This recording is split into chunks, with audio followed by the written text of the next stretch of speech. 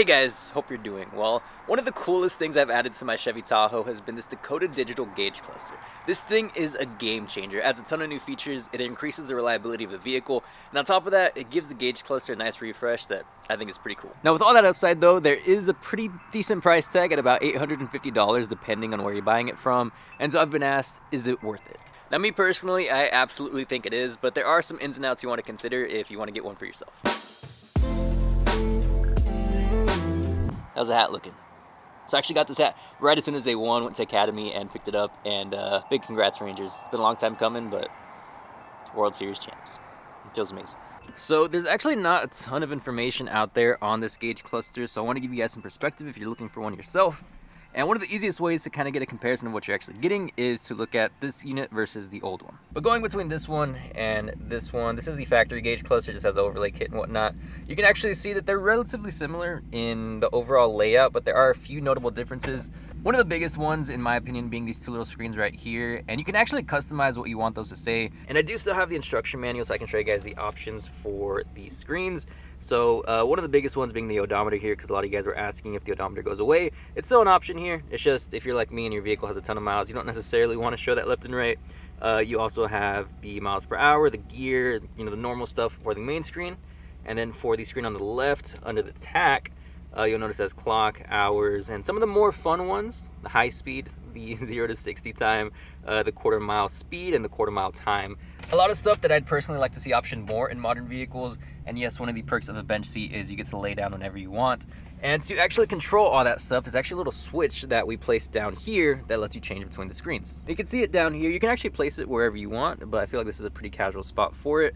And there's a 1 on the left side and a 2 on the right. The 1 is for the center screen and the 2 is for the left screen. And for the record, the little screens are not flickering. It's just the way that the camera's picking it up. But if I press the 1, you can see right here, we are going between the settings for the first screen.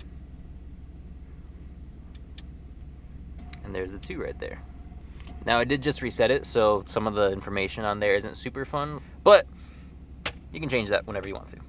Another difference is you'll see the speedometer reaches 100 and the tach reaches 6,000 RPMs. This actually reaches 160 and 8,000 RPMs. Then on top of that, it is entirely lit up by LEDs, so it's nice and vibrant. Now there are some other smaller things that you're getting, but I've already done a bunch of overviews on this thing, so I'm gonna link that video in the top right corner.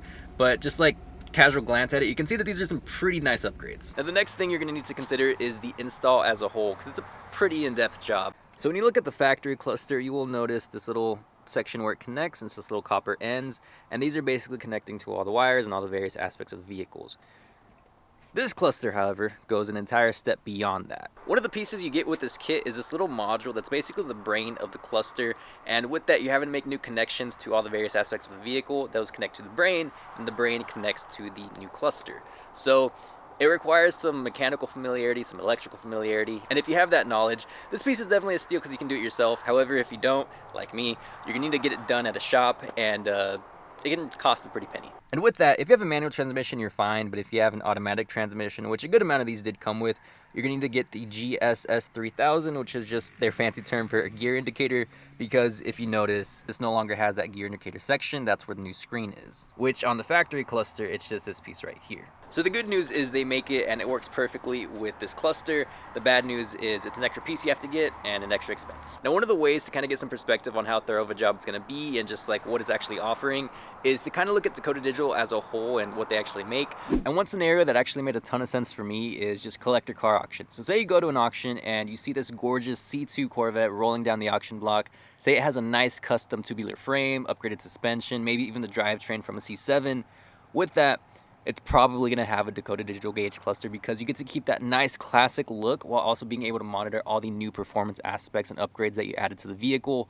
It just gives it a really, really nice, elegant way to display all the information rather than just going the normal ECU route. Because if you look at Dakota Digital online, you'll see that they have a ton of gauge clusters for older vehicles, basically leaning towards that Resto-mod side. And they just happen to make one for the OBS Chevy, which is really cool because This vehicle now is technically classic, you know, it's over 25 years old, but it just doesn't really feel like it because if you drive down the street for 20 minutes, you'll probably see one or two of these things. Then the last thing to look at is really just how do you intend on using the unit? Because if you have like a show build, a street truck, or you're actually going racing, there's actually a lot of upside for this because you get to monitor all the upgraded performance aspects of your vehicle a lot more elegantly.